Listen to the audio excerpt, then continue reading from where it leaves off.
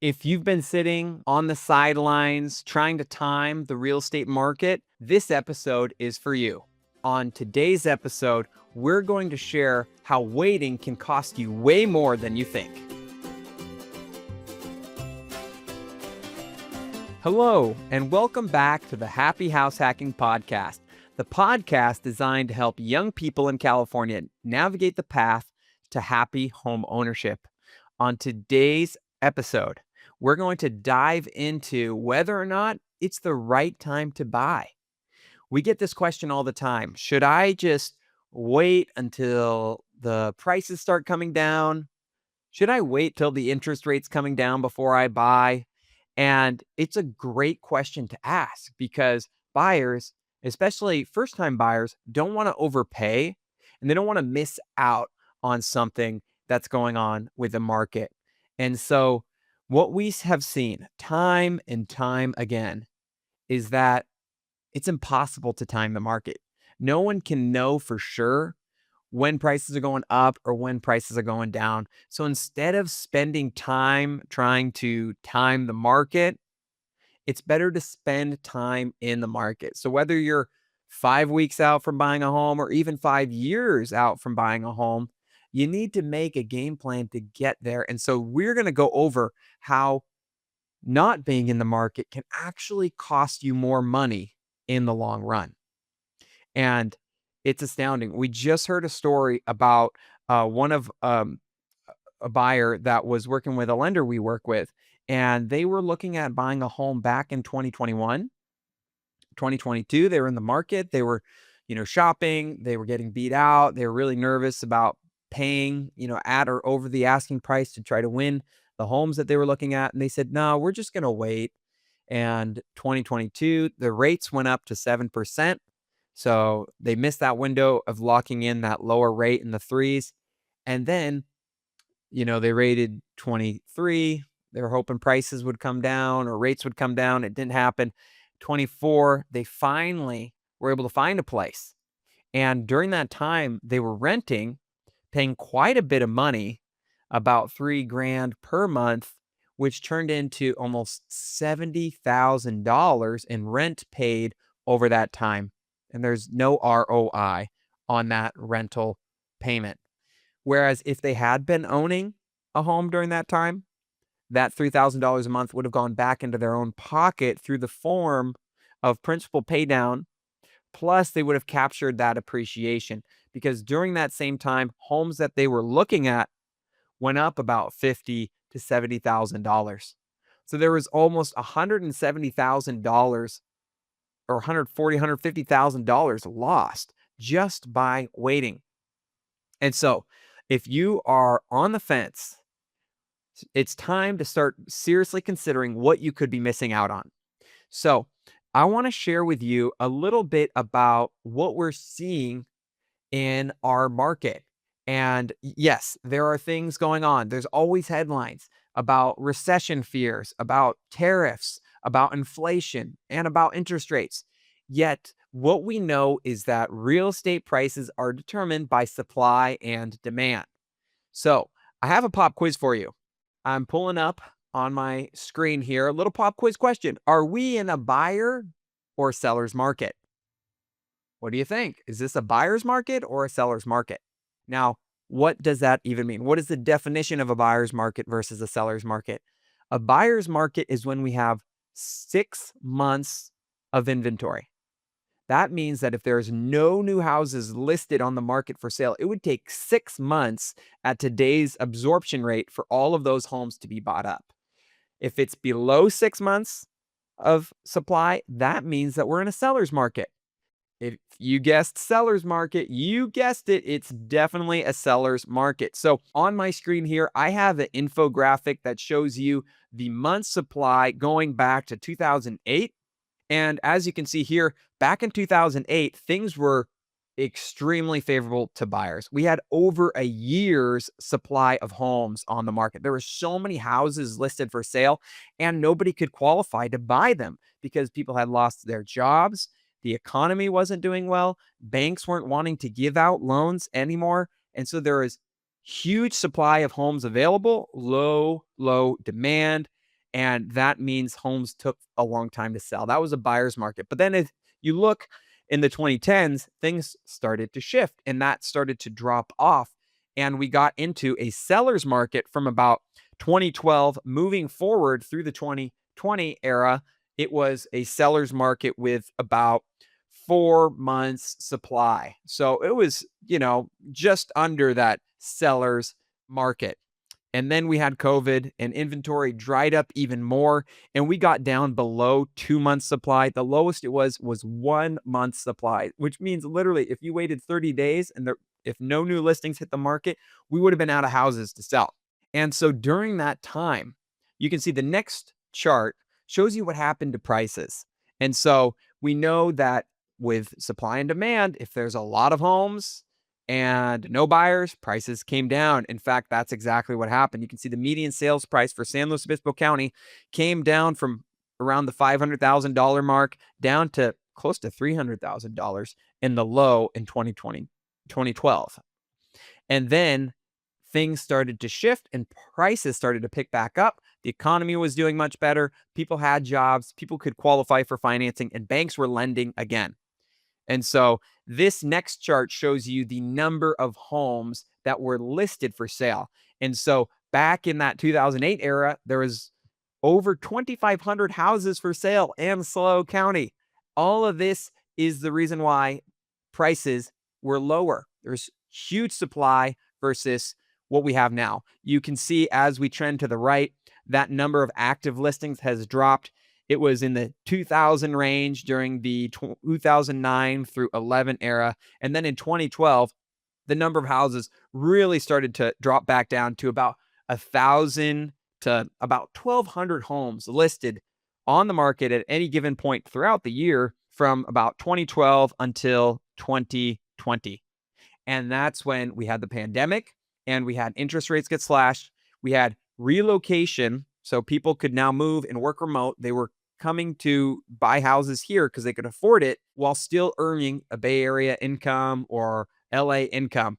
And so the inventory dropped even more. The lowest we had was about 464 houses on the market, and we normally had 1,200. So about 1/3 of that inventory. So if you're watching online on YouTube, you can see exactly what I'm looking at. And if you're not, just picture a line going down lower and lower and lower and kind of staying right now around the 500 to 600 houses for sale on the market in SLO County. Okay, so I like to showcase data because data, it speaks louder than the media. At least it should. You should be a data-driven buyer, not someone who's just listening to the headlines. And we've seen that the main reason why our inventory is still so low, if you're looking at this chart here, it shows you homes built versus population growth by decade. So back in the 1950s, we had this huge boom. All these babies were born after World War II. We call that the baby boomer generation. And there was a huge jump in how many people were being born per decade. It went from 9 million people born in the 40s to 19 million in the 50s and 28 million in the 60s. So there's this huge explosion, population growth, and housing started to boom. They started building 20 million housing units per decade in America, across the country. And so they built a ton of houses, 20 plus million per decade to keep up with that growing population. Now look what happened in the 2010s. So we had in the 2000s, 27 million housing units built. We had 32 million babies born. And then in the 2010s, the number of homes built dropped to 6 million. But we didn't stop having babies. There were still 27 million babies born in that decade. So we've got a shortage of about 20 million housing units in this country right now, and we haven't caught up. And most areas are feeling this. Most areas are experiencing this because of the supply being constrained due to there not being enough houses and the population continues to boom. We've seen those prices continue to go up. Now, we've got what we call the 3 L's: land, labor, lumber. So first, let's just look at lumber. We know that you got to use wood to build a home, right? Well, back in 2020, if you spent $50,000 on wood, you could build 10 houses. And so we've got a little infographic here on the screen. If you're watching online on YouTube, please subscribe. You could have built 10 houses with $50,000 worth of lumber. 1 year later, in 2021, due to some supply constraints, $50,000 worth of lumber could only get you 2.5 houses. Wow. Huge inflation. And you can see that spike here on this trend line too. We saw just tracking the cost of lumber, 1,000 board feet. We see this huge spike in 2021 where there was this massive shortage and constraint. There's a bottleneck. The lumber mills couldn't process and put up enough wood out there. Now, the good news on the next chart, if you're following along, the lumber prices have come back down. They weren't at the 2021 levels for very long. We did adapt. It took about a year or so to get prices under control, but it's still $621 per 1,000 board feet, which is a lot more than what it was pre-pandemic. It was below 500. It was around the 450 range. So that being said, lumber costs have gone up. And it's not just lumber. It's also the cost of stucco, the cost of siding, the cost of metal, the cost of nails, the cost of every other component, appliances and drywall. All of these costs have gone up so much, mostly due to inflation and the cost of building it. Then there's labor. So think about it. Building a house, you need skilled labor. You need people who are out there doing the trades. And we don't have as many people going into the trades as we used to. There's an emphasis on going to college, getting a degree, working, an office job. And so we have a shortage of people in the trades. In fact, U.S. construction industry, it says in 2025, we have such a shortage. We have 439,000 new workers that we need to meet the demand. And since there aren't that many workers, it's increasing labor costs by about 4.4% over the past 12 months. And that trend is expected to continue just due to there not being enough people out there building, which means that your cost to build a new home just went up 4.4%. So that's going to be baked into new construction costs when you go to buy that property. And then we've got land. Land is always going to be an expensive part of your real estate. And we've got this really great infographic that we pulled. You can follow online. Check it out. There's Cal Matters pulls this data for us, and it shows you the land value versus the structure value of different metros around California. So if you look at somewhere like Bakersfield, the land value is pretty low, and then the structure adds a lot of value to that property. However, if you get into like Los Angeles and San Francisco or San Jose, the land value actually makes up a much larger percentage of the real estate value. Sometimes 50% of that property is simply due to the land, because as you have people build out, there's less land to use and build homes on. And so that land becomes increasingly more valued the more they develop around urban areas. And so they're not making any more land. They're always making more people. So the value on land is at a premium. So real estate, why buy?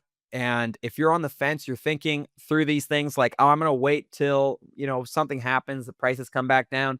We got to show you just this one graph kind of blows my mind because it is astounding. So back in 1960, the median sales price for a house anywhere in America was $19,000. Can you imagine that? Getting a house for $19,000? That's pretty unreal. Like, I can't even imagine that. And then over time, this graph shows you what happened to home prices nationwide. It shows you what happens during recessions. Each of these gray bars is a period of recession. And even during those recessions, real estate continued to go up in value due to supply, demand. People always need a place to live. Plus, real estate is a hedge against inflation. So as your dollar in the bank may go up or down in value, depending on how much money they're printing or what's going on with global economics, your real estate is a tangible asset that will ride that tide of inflation going up or down. And so look where we are today. Real estate prices nationwide are at $400,000. So picture this, go back, talk to your grandparents or your parents, ask them, anyone who bought a house in 1960 when the price was a median sales price of $19,000. Ask them, could you have ever imagined that same exact house would be worth $400,000 70 years later, 60 years later? They probably would say, "No, I had no idea that my little house I bought for $19,000 could ever become worth $400,000." It just would blow their minds. So, this is crazy, but let's just watch what would happen over the next 30 years. Imagine, or maybe 60 years. What do you think is gonna happen to real estate? Do you think that those values are gonna come down? Do you think that we are going to see these prices crash to 0? Probably not. And if we just look at that 70-year trend timeline, we saw how much home prices have gone up as a whole. Now, obviously, past performance is not indicative of future results, yet we know that the American dream is still there. People want to buy homes. And so, if you can get into the market and own a home based on just this trend line, it shows you that you're going to be in a very good spot. So, unless you're trying to flip this property in the next 2 to 3 years, where you may not fully recoup your investment, if you're planning on owning this thing and living in it for 3 years, 5 years, 10 years, there's a very strong chance that you are going to recoup that investment and come out way ahead. Even after the COVID pandemic, which you can see the little gray bar here, very small. Everyone thought that the world was going to collapse because, no one could go to work. How can I make payments? How can I, you know, pay my mortgage? People thought that everyone was going to get foreclosed on. Well, guess what? The government stepped up. They put moratoriums in place. They prevented people from losing their homes en masse by creating forbearance programs and letting people roll their back due payments into the mortgage. And on the back end, they'll have to pay it back eventually. There's always a way to make it work. Even in today's insurance crisis, people are really concerned about what's going to happen. How are we going to survive in California when all these fires are wreaking havoc and insurance companies are having to pay out massive amounts of money?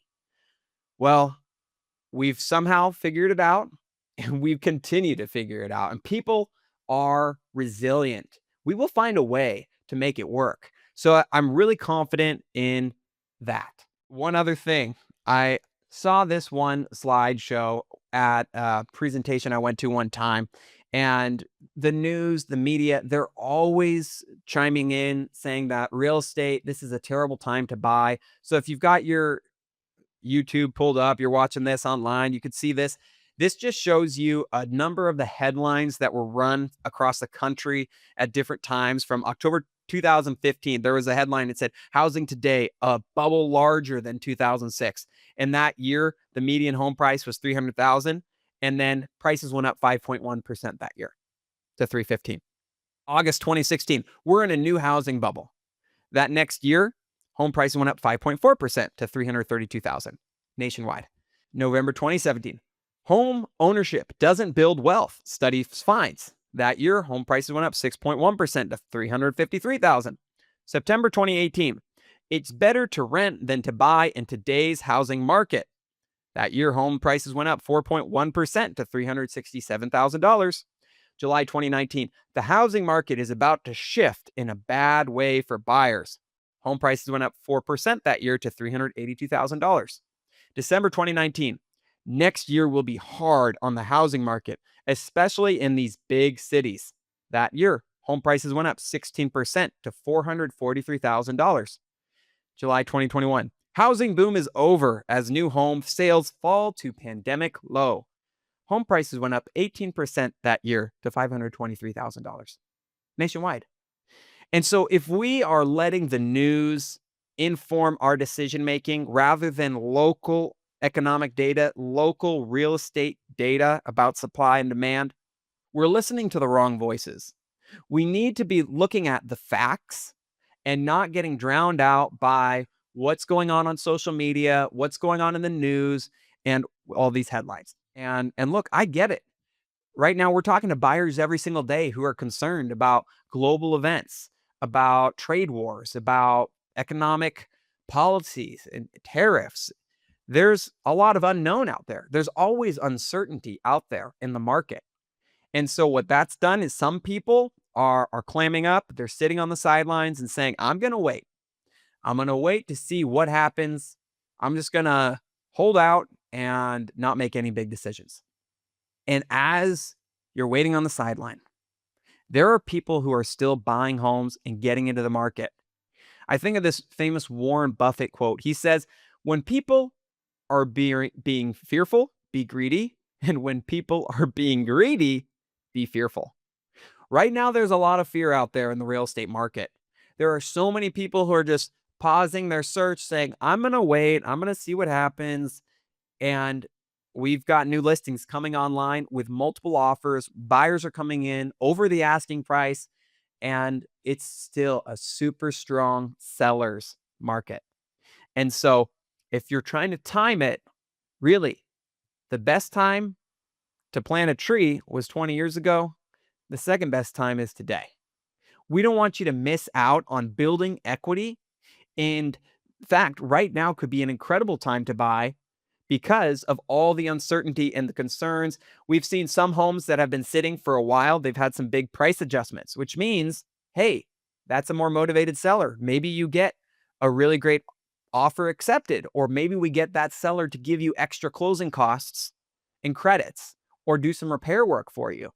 So there are deals out there in every market, no matter what's going on globally or with the economy.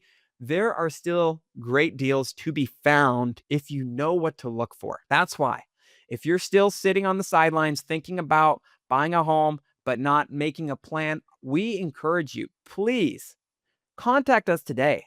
Let's sit down. Let's make a game plan. And we can look at your situation. We can look at your timeline and make a game plan that works for you. Some people we've met with 5 years ago still haven't bought a house, and that's okay.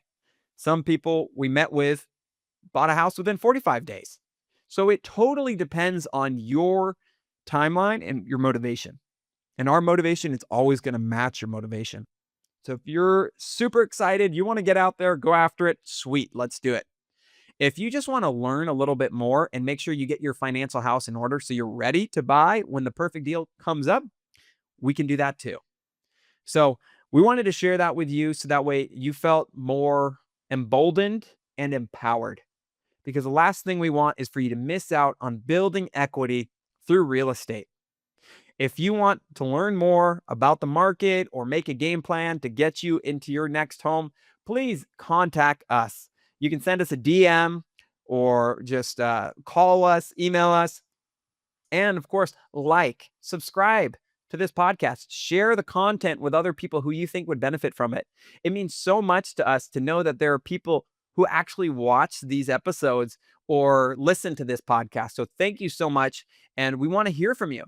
Please engage with us and comment, ask questions. What topics do you want to see us cover next? We'd love to hear from you. Please subscribe, follow, and as always, make it a great day.